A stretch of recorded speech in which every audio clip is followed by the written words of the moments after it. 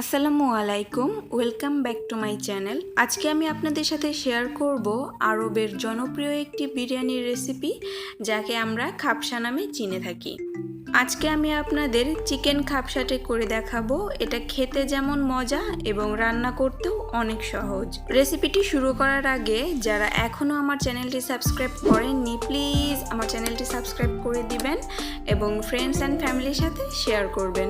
তো চলুন দেরি না করে রেসিপিটি শুরু করি। চিকেন খাবসাটা রান্না করার জন্য আমার যে সমস্ত মশলার প্রয়োজন হবে তার সব কিছুই আমি এখানে নিয়ে নিয়েছি। আমি আপনাদের এক এক করে বলে দিচ্ছি আমি কি কি মশলা এখানে নিয়েছি। এখানে স্বাদমতো লবণ লাগবে, 10-12টা কাজু বাদাম, আদা এবং রসুনের পেস্ট লাগবে, কালো গোলমরিচের গুঁড়া, আস্ত কালো গোলমরিচকে আমি ক্রাশ করে নিয়েছি, আর ওইটা হচ্ছে লেবুর খোসা কুচি, এটা হচ্ছে জয়ফল এবং জয়ত্রী গুঁড়া, ধনিয়া গুঁড়া এবং জিরা গুঁড়া।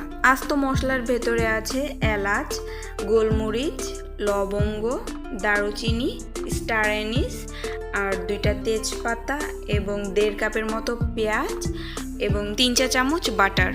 আপনাদের সুবিধার জন্য আমি মশলার পরিমাপগুলো ডেসক্রিপশন বক্সে লিখে দিব, আপনাদের প্রয়োজন হলে চেক করে নিতে পারেন।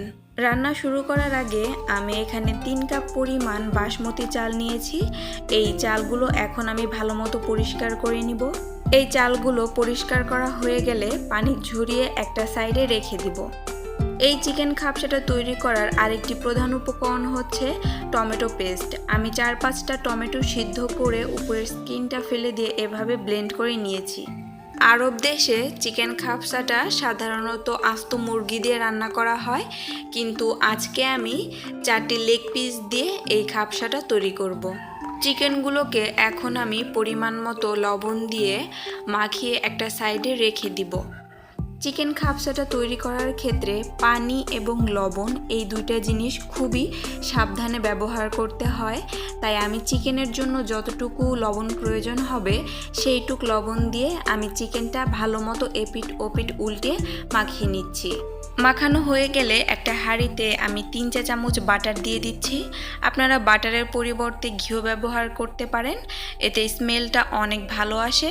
চাইলে তেলও ব্যবহার করতে পারেন, তবে সেক্ষেত্রে স্মেলটা একটু হেরফের হবে। 1.5 কাপ পরিমাণ পেঁয়াজ আমি এখানে দিয়ে দিয়েছি। এখন এই বাটার এবং পেঁয়াজের সাথে আমি একটু ভেজে নিব। এরপর আমি দিয়ে দিচ্ছি প্রায় 7-8টার মতো এলাচ, কালো গোলমরিচ, লবঙ্গ, দারুচিনি। আমি সমস্ত আস্ত মশলাগুলো এখানে দিয়ে দিয়েছি। আরও দিলাম স্টার অ্যানিস এবং 2টা তেজপাতা। এখন এই শুকনা মশলাগুলো দিয়ে আমি ভালো মতো কিছুক্ষণ ভেজে নিব। পেঁয়াজগুলো ব্রাউন করে ভাজার কোনো প্রয়োজন নেই, শুধু একটু নরম হয়ে আসলেই এতে আমি সেই পেস্ট করে রাখা টমেটোটা দিয়ে দিলাম। এই বিরিয়ানি রান্নার ক্ষেত্রে টমেটোর পেস্টটা মাস্ট ব্যবহার করতে হবে। এই পেস্টটা ব্যবহার করার ফলে এর রঙটা অনেক সুন্দর হয়। পেঁয়াজের সাথে টমেটো পেস্টটা কিছুক্ষণ ভেজে নেওয়ার পর এখানে আমি এক এক করে বাকি মশলাগুলোও অ্যাড করব। এখানে আমি এখন এক এক করে ব্যবহার করছি 1 টেবিল চা চামচ ধনিয়া গুঁড়া এবং 1 টেবিল চা চামচ জিরা গুঁড়া। জয়ফল এবং জয়ত্রী হাফ চা চামচ করে প্রায় 1 চা চামচের মতো দিয়ে দিলাম। 1 চা চামচের মতো কালো গোলমরিচের ক্রাশ দিয়ে দিলাম। এখানে চাইলে আপনারা সাদাটাও ব্যবহার করতে পারেন। আমি আস্ত গোলমরিচকে জাস্ট এভাবে একটু ক্রাশ করে নিয়েছি। আর এখানে 1 চা চামচ আদা বাটা এবং 1 চা চামচ রসুন বাটা দিয়ে দিয়েছি। আর এখানে আমি লেবুর যে স্কিনটা থাকে সেটা একটু কুচি করে এখানে দিয়ে দিয়েছি। এই লেবুর স্কিনটা দেওয়ার সময় খেয়াল রাখবেন যাতে সাদা অংশটা একদমই না আসে। লেবুর যদি সাদা অংশটা এর মধ্যে আসে তাহলে কিন্তু খাবারটা তিতা হয়ে যাবে। এখানে আমি সামান্য পরিমাণ পানি দিয়ে কিছুক্ষণ কষিয়ে নেব। মিডিয়াম হিটে আমি মশলাগুলোকে কষাতে থাকবো যে পর্যন্ত এর মধ্যে কাঁচা গন্ধটা না যায়। মশলাটা কষানো হয়ে গেলে আমি এক এক করে চিকেন এর মধ্যে দিয়ে দিব। এখানে কিন্তু আমি কোনো পানি ব্যবহার করব না, জাস্ট চিকেনগুলোকে দিয়ে আমি এই মশলার সাথে কিছুক্ষণ ঢেকে ভেজে নিব।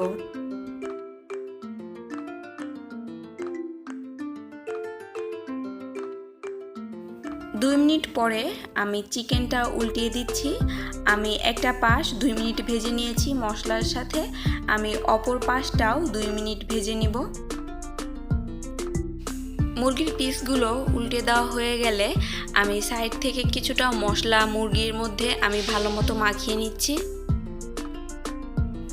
এরপর ঢাকনা দিয়ে ঢেকে আমি অপর পাশটাও 2 মিনিটের মতো ভেজে নিব।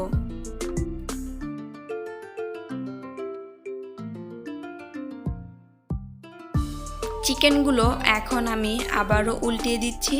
চিকেনগুলো উল্টে দেওয়ার পর আমি 4 কাপ পরিমাণ পানি এই চিকেনের মধ্যে দিয়ে দিব। এই 4 কাপ পানি দিয়ে আমি চিকেনটা ভালো মতো সিদ্ধ করে নিব। চিকেনটা আমি ঢাকনা দিয়ে ঢেকে মিডিয়াম হিটে প্রায় 25 থেকে 30 মিনিটের মতো সিদ্ধ করে নিব। আপনারা হয়তো ভাবছেন যে এত পানি দিয়ে আমি চিকেনটা কেন সিদ্ধ করলাম। আসলে খাবসার এর মূল বৈশিষ্ট্যটাই হচ্ছে চিকেনটা খুব বেশি পানি দিয়ে সিদ্ধ করে নেওয়া, আর এই সিদ্ধ করার পরে যে পানিটা বেঁচে যাবে এই পানি দিয়ে রাইসটা কুক করা। এখন আমি সিদ্ধ করা চিকেনগুলো হাঁড়ি থেকে তুলে নিচ্ছি।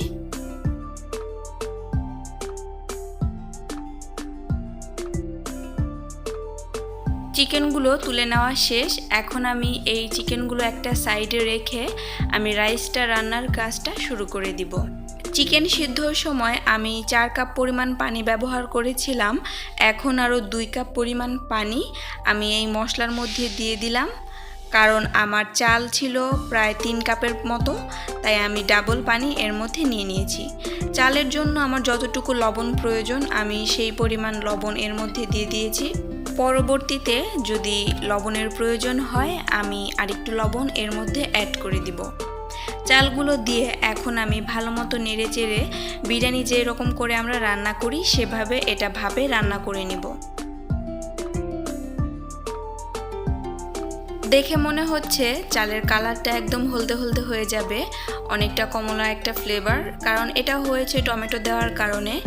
রাইসটা যখন কুক হয়ে যাবে তখন কিন্তু এই কালারটা আর থাকবে না, তখন একটা ভিন্ন কালারই চলে আসবে। রাইসটা প্রায় কুক করা শেষ।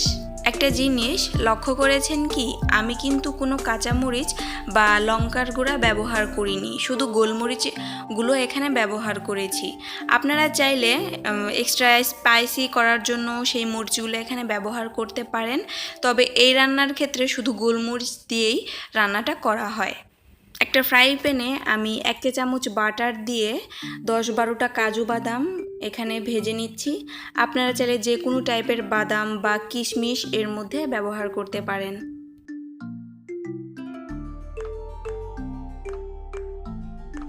বাদামগুলো ভাজা শেষ হয়ে গেলে আমি এর মধ্যে আরও 2 চা চামচ ঘি দিয়ে দিচ্ছি। আপনারা চাইলে ঘির পরিবর্তে বাটারও ব্যবহার করতে পারেন, তবে তেলটা অ্যাভয়েড করাই উচিত। খাবসাটা খুবই রিচ একটা খাবার, তাই এটা ঘি এবং বাটার দিয়েই করা হয়। আপনারা চাইলে তেল দিয়েও এই রান্নাটা করতে পারেন, তবে সেই ক্ষেত্রে এর যে শাহি একটা ফ্লেভার এবং স্বাদ থাকে সেটা পাবেন না।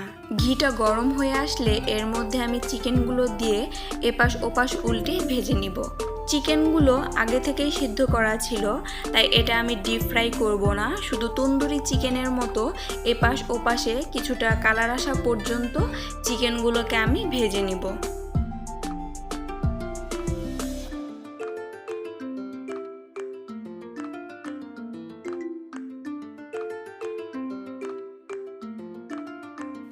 লক্ষ্য করে দেখুন চিকেনের উপরে একটা লাল প্রলেপ পড়েছে, আমি জাস্ট এটাই চাচ্ছিলাম।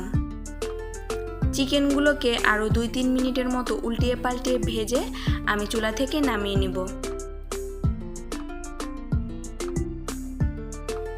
আরব দেশের নাগরিকরা খাবসাটা পরিবেশন করে বিশাল বড় একটি থালায়। খাবসাটা পরিবেশন করার বিশেষত্ব হচ্ছে নিচে থাকবে রাইস বিশাল বড় একটি থালায়, তার উপরে থাকবে চিকেন আর ড্রাই ফ্রুটসগুলো, যেগুলোকে ঘি দিয়ে ভেজে নেওয়া হয়েছে। আমি একটি থালায় রাইসগুলো বেড়ে নিয়েছি, এরপর আমি আমার পছন্দ মতোভাবে চিকেনগুলোকে সাজিয়ে নিব। চিকেনগুলো দেওয়া হয়ে গেছে, এখন আমি সেই কাজু বাদামগুলো এর উপরে ছড়িয়ে দিচ্ছি আর দিয়ে দিব কিছু বেরেস্তা। এই বেরেস্তাটা আমার ঘরে তৈরি করা, আমি এটা বানিয়ে দীর্ঘ সময়ের মতো সংরক্ষণ করে রাখি। এই বেরেস্তার রেসিপিটি যদি আপনারা দেখতে চান আমি লিঙ্কটা ডেসক্রিপশন বক্সে দিয়ে দিব, সেখান থেকে চেক করে নেবেন। আর কিভাবে সংরক্ষণ করতে হয় তার প্রসেসটাও আমি দেখিয়েছি। তৈরি হয়ে গেল মজাদার আরাবিয়ান খাবসা। দেখলেন তো, এটা রান্না করতে কিন্তু খুব একটা ঝামেলা পোহাতে হয়নি, কিন্তু খেতে কিন্তু দারুণ মজা। এই খাবসাটার আরেকটি বিশেষত্ব যেটা আমি বলবো সেটা হচ্ছে ঘরে থাকা মশলাগুলো দিয়েই কিন্তু এই খাবসাটা তৈরি করা হয়। যদি ঝামেলার কিছু মনে হয় সেটা হচ্ছে টমেটো পেস্ট করা, আর এটা যদি আপনাদের ঘরে করাই থাকে তাহলে কিন্তু আর কোনো ঝামেলা নেই। তাহলে বাসায় একবার ট্রাই করে দেখুন ঝামেলাবিহীন মজাদার আরাবিয়ান চিকেন খাবসা। আর আমি আজকের মতো এখানেই বিদায় নিচ্ছি। আবার কথা হবে নেক্সট কোনো রেসিপিতে। সেই পর্যন্ত আপনারা সবাই অনেক ভালো থাকবেন। আল্লাহ হাফেজ।